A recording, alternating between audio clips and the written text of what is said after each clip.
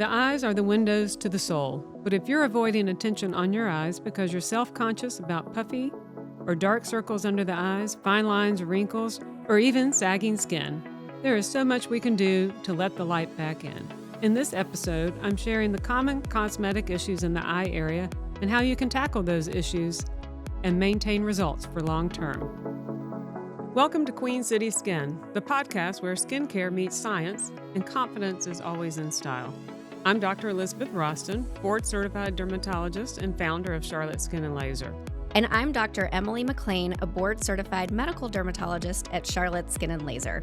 We're here to cut through the noise, from social media myths to marketing hype, and bring you clear, evidence-based advice on caring for your skin at every stage of life. Whether you're looking for everyday skincare essentials, the truth behind trending treatments, or lifestyle tips to age gracefully, you'll find it here. Because healthy, beautiful skin isn't about perfection. It's about feeling confident and healthy. Let's get started. Hello, podcast listeners. Today we're going to talk about something I get asked about a lot, and that is the eyelid area. How do I make my eyelids look better? I do a lot of cosmetic consultations, and it is true. A lot of times the eyes give your age away.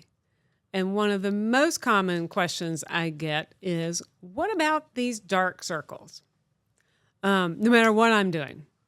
We could be doing laser, filler, medical, hair loss, at a cocktail party. What about my dark circles? And I tell all these patients there are three main etiologies or reasons for dark circles. One is pigment, the other is vascularity, and the third one is hollows and then you get shadowing from the hollows. So pigment, vascularity, and shadowing. So what about pigment? So pigment can be pigment from sun damage. You've got freckles and brown spots, and they're showing up under the eye, giving it a darker appearance. But pigment can also be genetic. It can be something you're prone to. And it can also have a medical component. Maybe it's associated with a little glucose intolerance, and so the skin gets thick there, gets almost this thick velvety look. So pigment can come from a lot of different things. The other thing that I think is very common for causing dark circles under the eye is blood vessels, vascularity. So you can have thinner skin there, and it just shows the blood vessels more readily. This is more common in fair-skinned individuals. It kind of looks reddish or reddish purple, pink under there.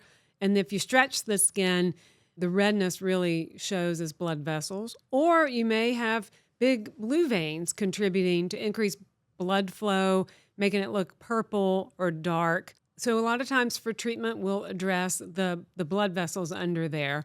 We also need to address the thinness. And then the last thing is hollows. So losing volume in your mid-cheek or under your eye lets the under eye area almost seemingly fall into a trough. And you see a contrast between your cheek and your lower eye area, and this causes a shadowing. And this comes from a lot of different volume changes in the face, contour changes, and things like that. So how do we address dark circles? If you have dark circles from pigment, we will find an eye cream that helps brighten that area. It may have some lighteners in it. If you also have an element of thick skin, we'll find an eye cream with a retinol.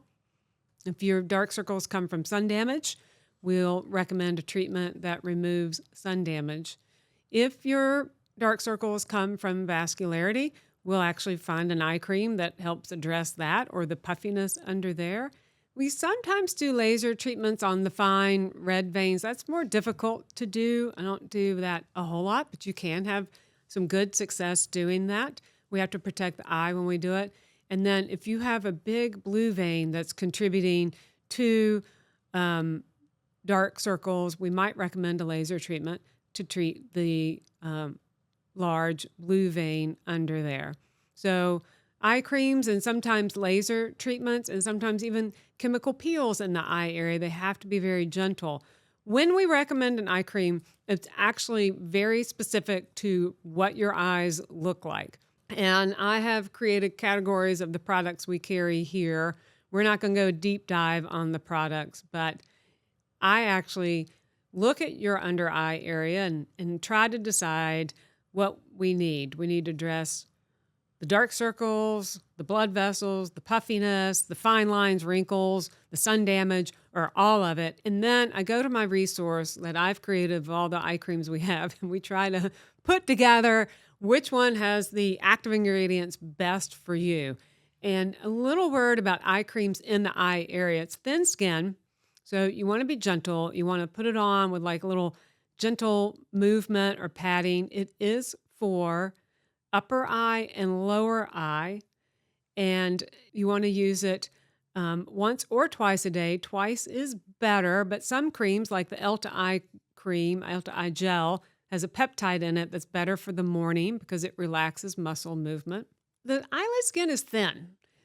So to me, that's an opportunity for these active ingredients to get in better. So I think, yeah, it takes a long time for an eye cream to work. Have patients come in, they say, I've got like 15 different eye creams and none of them work. They probably weren't using them long enough. So stick with it. It is a cream. To initiate a change is going to take a while, and we're looking for subtle change and things that are going to help you long term. So we want it to not cause irritation, and we want to have success in that area. So I think an eye cream can be one of those cosmeceutical products that works real well for you, just to the nature of the area. It's just thin and things can get in. Well, let's talk about what we do if you have hollows or if you have shadowing from hollows. What is that? So people come in and they say, I want under eye filler or I want tear trough filler. And you don't always need that. Sometimes it's just a matter of the cheek leaving your eyelid behind. It's deflated with age. And I can sometimes actually draw it on your photo. And we talk about the length of the lower eyelid getting longer. So as your cheek loses volume and it comes down here and flattens, the distance from your lower eyelid lash margin and the top of that cheek gets longer. And that allows that skin to flop into the bony orbit. And you don't need filler here. We got to bring that cheek back up to the eye and fill that contour. That's very helpful for treating that contour. I do use some under eye filler carefully. We don't want it to get puffy or unnatural. And then lastly, I can take filler and thin it. So I can take filler and kind of thin it with like some saline or numbing so it's not as thick, and can also mix it with a product called Radiesse, calcium hydroxyl apatite. Little bitty bit of it, not a whole lot. And that goes very superficially right under the skin. And that works to brighten the skin and also camouflage the effects from things below. So if you've got that vascularity, what this does is hydrate the area, give it a little buffer underneath, brighten, and provide some thickness to the skin so you don't see the blood vessels as much. But also while it's there, it acts as a biostimulant and stimulates your skin to make collagen. So a lot of these contour changes, they're complex when we address them with a variety of issues. We can also address the lower eye bags with surgery. So if you have bulging eye bags causing a contour problem, then we might recommend eyelid surgery. Lower eyelid surgery is to remove the excess fat pad and shrink the tissue up. If I think you need skin removal, I make a referral. I don't do that. We also have a non-surgical approach. So maybe your fat pad isn't large enough that you think you need the surgery, or I think you need the surgery. There is benefits, I think, to postponing that lower lid over time because it can lead to eyelid retraction over time. We have a device called Agnes, and it is a high-powered radio frequency micro needling that we use to melt the little fat pad under the eye and tighten it. So it kind of shrink wraps the area there so you get a better contour. And then between that and the filler, you can get a very nice result. And a little word on contour and men. Men often, even at a very young age, lose the volume and the definition in their medial cheek. And again, that cheek flattens and they come in, they say, I'm tired looking and I don't know why, I want to look better. And we may actually recommend cheek filler for them. And it can look quite natural and very lovely. If they have that bulging fat pad, then there's the surgery or the Agnes that we recommend. So I think that kind of covers dark circles because we got into contour as well as just the plain Jane dark circles. The other thing that I think eyelid skin is very prone to is it just looks more wrinkled more quickly than other areas on our face. The fine lines, the crinkles. How do we address those? Well, okay, we're back to eye creams. Use an eye cream. It's going to hydrate the area. We can use a peptide eye cream or a growth factor eye cream to help stimulate collagen renewal. So start with an eye cream. We may start with a device treatment that helps stimulate collagen. We've got a variety of them here, invasive and non-invasive. And then the little smile lines and crinkles that come from muscle movement, those are treated with a neuromuscular relaxer. And specifically on the under eyelid area, sometimes people get this little roll, a little thing that shows up. That they come in, they say, I need under eye filler. Like, no, you don't. We just need to relax that little muscle so it lies flat under there. So we can really use our neuromuscular relaxers for a lot of things. Lasers can be used around the eyelid very successfully. Again, it's thin skin. You'll see a response from it. You do need to relax the muscle movement because even though I'm rejuvenating the skin, if you're smiling and crinkling that skin with every smile, we're going to have a hard time keeping it looking great. So the two go hand in hand. So fine lines, crinkles, we treat a lot of that in the eye area. And then the other thing that happens is now time's marching on. You can start having dark circles in your 20s, fine lines and crinkles in your 30s, and now we're in our 40s and our 50s, and there's extra skin. What do we do with extra skin? Well, we can use an eye cream. Your eye creams are going to be very limited here. We can use our laser treatments. Some of our laser treatments actually tighten eyelid skin. The fractional CO2 and the fractional erbium. And now the fractional erbium has a special setting that's called coring. And it takes out little microscopic pieces of skin. And as they heal, you get tightening. We can use our radio frequency devices in this area. We can mostly the non-invasive radio frequency, so no needling inside the eye.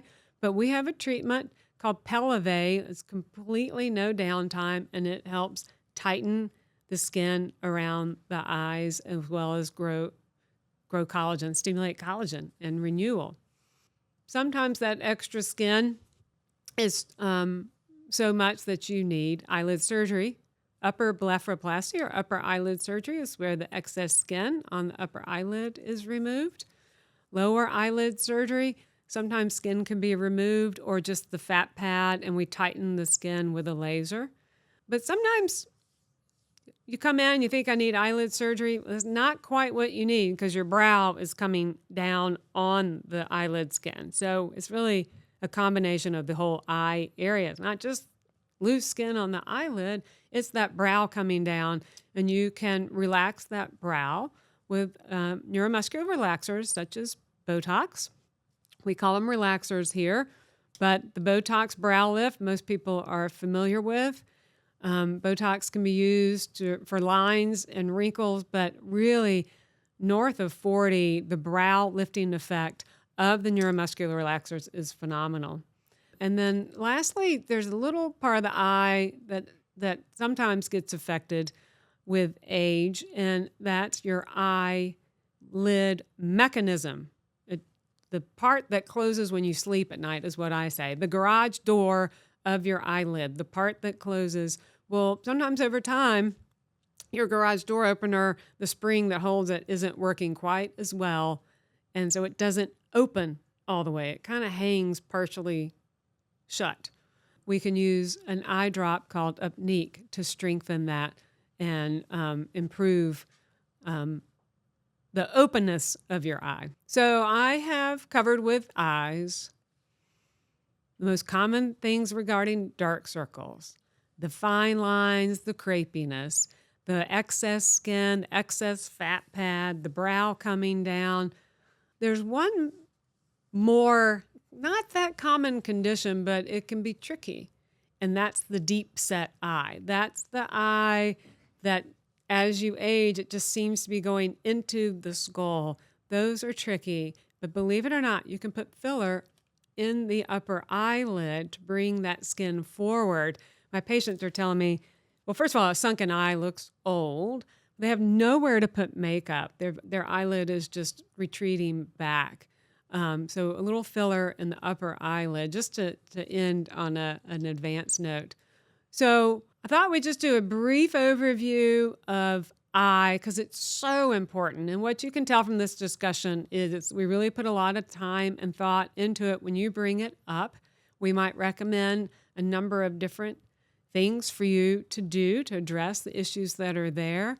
But there's definitely help for the eyes. And I think the eyes are one area that maintenance is very important. The eyes say it all. They're your presentation to the world, and they're prone to movement.